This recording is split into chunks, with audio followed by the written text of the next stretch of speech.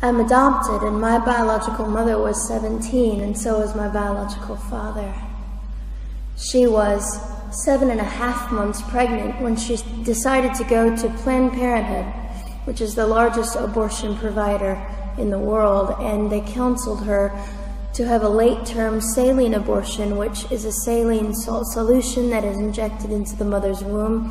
The baby gulps that solution, it burns the baby inside and out, and then she is to deliver a dead baby within 24 hours. And to everyone's great shock and surprise, I didn't arrive dead but alive on April the 6th, 1977 in a Los Angeles County abortion clinic.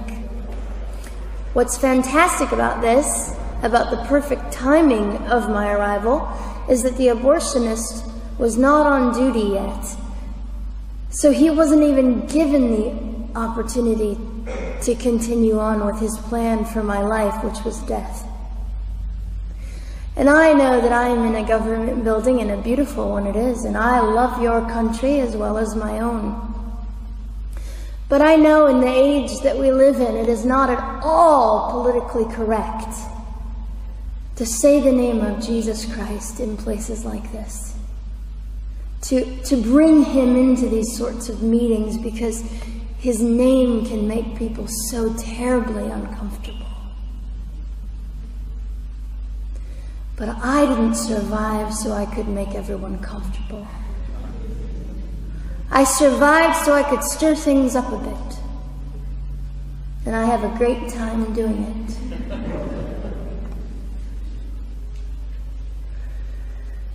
And so I was delivered alive, as I've already said, after 18 hours. I should be blind, I should be burned, I should be dead.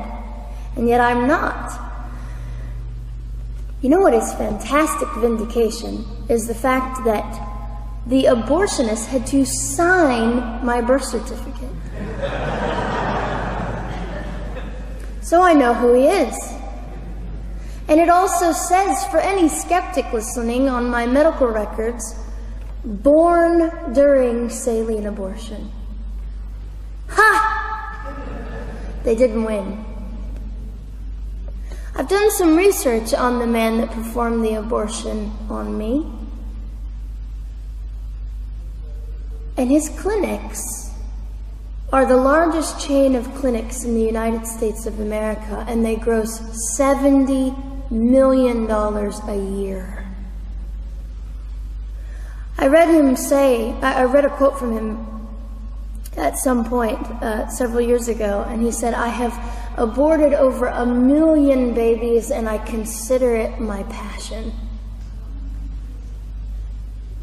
I tell you these things because, listen, ladies and gentlemen, we are in an interesting battle, whether we realize it or not, in this world. It is a battle between life and death. What side are you on?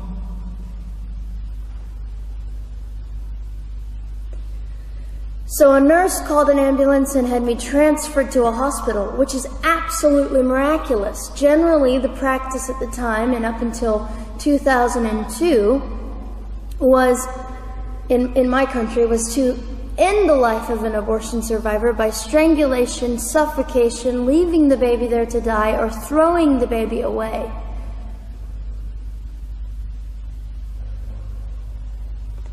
But on August the 5th, 2002, my extraordinary President Bush signed into law the Born Alive Infants Protection Act to prevent that from occurring anymore. You see, we're playing for keeps. We're playing I'm hoping to be hated by the time that I die, so that I can feel God about me and understand what it was to be hated. He was hated. Christ was hated. And not that I look forward to being hated, but I know along my journey, I know I'm already hated because I declare life. I say, you didn't get me. The silent Holocaust didn't win over me.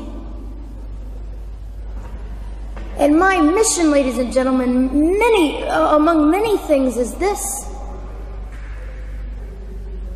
to infuse humanity into a debate that we have just compartmentalized and set on a shelf and said it is an issue. We have removed our emotions. We are becoming harder. Do you really want that? How much are you willing to take, and how much are you willing to risk to speak the truth in love and graciousness and stand up and at least be willing to be hated? Or at the end of the day, is it all about you or me? And so, after that, I was placed in an emergency foster care home where they decided they didn't like me very well, and as I'm fond of saying, I don't know how you could not adore me right from the start. What is wrong with these people? But they didn't. You see, I've been hated since conception by so many, and loved by so many more, but most especially by God. I'm his girl. You don't mess with God's girl. I got a sign on my forehead that says, you better be nice to me because my Father runs the world. So after I was placed in the mean home, I was taken out of the mean home and placed into another home, a beautiful home, Penny's home. And she said by this time I was 17 months old, 32 pounds of dead weight, and diagnosed with what I consider to be the gift of cerebral palsy, which was caused directly by the lack of oxygen to my brain while I was trying to survive. Now, I am just compelled to say this. If abortion is merely about women's rights, ladies and gentlemen, then what were mine? There was not a radical feminist standing up and yelling about how my rights were being violated that day. In fact, my life was being snuffed out in the name of women's rights. And ladies and gentlemen, I would not have cerebral palsy had I not survived all of this. So when I hear the appalling, disgusting argument that we should have abortions because the child just might be disabled, oh, the horror that fills my heart. Ladies and gentlemen, there are things that you will only be able to learn by the weakest among us. And when you snuff them out, you are the one that loses. The Lord looks after them, but you are the one that will suffer forever. And what arrogance, what absolute arrogance, and it has been an argument for so long in this human place that we live, that the stronger should dominate the weaker, should determine who lives or dies. The arrogance of that, don't you realize that you cannot make your own heart beat? Don't you realize that all the power that you think you possess, you really possess none of it? It is the mercy of God that sustains you, even when you hate him. So they looked at my dear Penny and they said, Gianna will never be anything, which is always encouraging. And she decided to ignore them, and she worked with me 3 times a day, and I began to hold up my head, and they said, well, Gianna will never this and never that. Long story shorter, I was walking by the age of 3.5 with a walker and leg braces, and I stand up here today with a mild little limp and without a walker and leg braces. I fall gracefully sometimes and very ungracefully at other times, depending on the situation, but I consider it all for the glory of God. You see, ladies and gentlemen, I am weaker than most of you, but this is my sermon. And what a small price to pay to be able to blaze through the world as I do and offer hope. And I think in our misunderstanding of the way things work, we misunderstand how beautiful suffering can be. I don't willingly sign up for it, but when it comes, we forget. We forget that God is in control and God has a way of making the most miserable thing beautiful.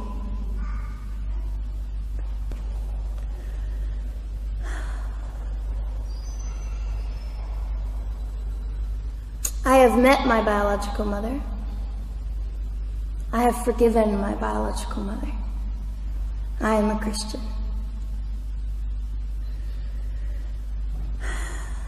She's a very broken woman. She came to an event I was having 2 years ago, showed up unannounced, and said, "Hello, I'm your mother."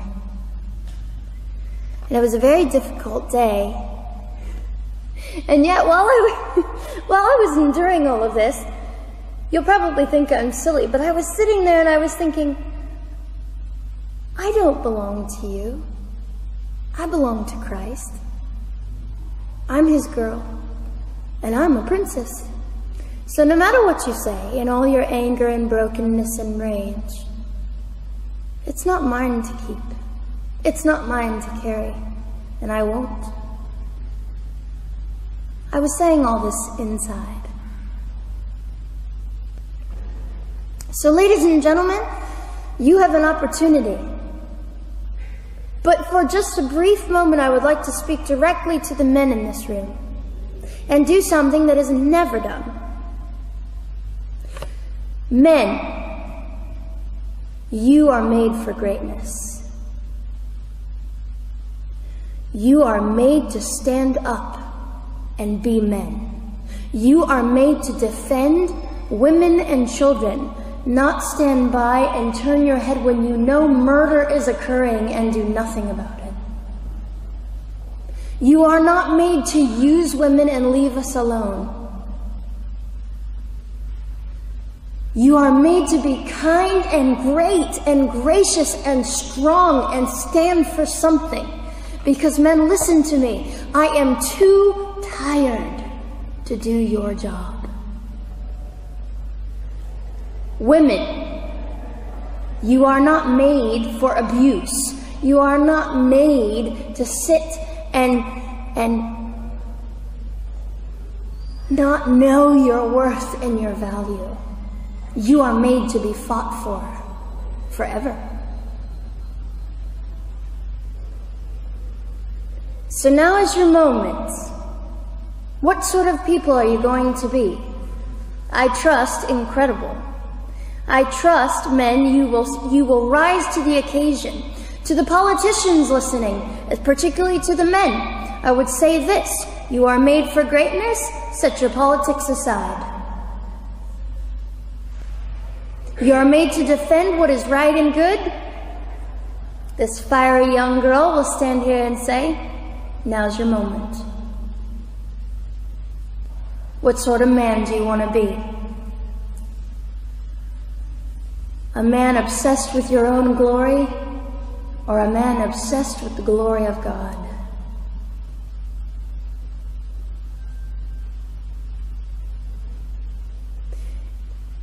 It's time to take a stand, Victoria.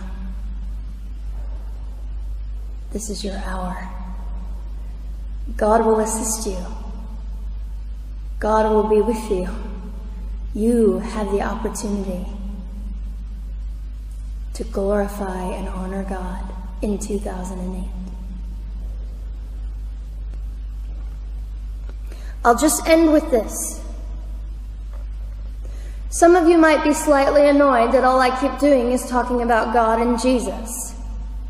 But how on earth can I walk about limping through this world and not give all my heart and mind and soul and strength to the Christ who gave me life?